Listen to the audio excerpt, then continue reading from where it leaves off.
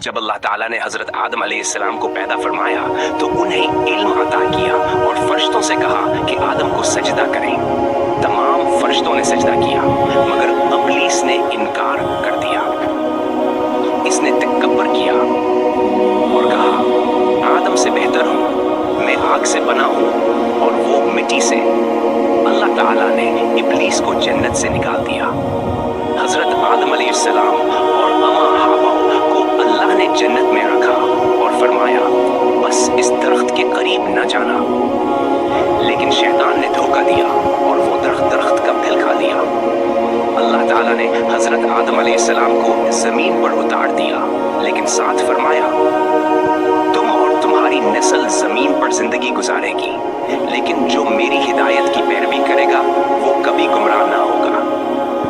हजरत आदम अलैहिस्सलाम ने निदामत से दुआ की, ऐ हमारे रब, हमने अपनी जानों पर जुल्म किया, अगर तूने हमें माफ ना किया तो हम नुकसान उठाने वालों में होंगे। अल्लाह ताला ने उनकी तौबा कबूल फरमाई। सबक हजरत आदम अलैहिस्सलाम की कहानी हमें सिखाती है कि इंसान गलती कर सकता है, मगर जो तौबा करे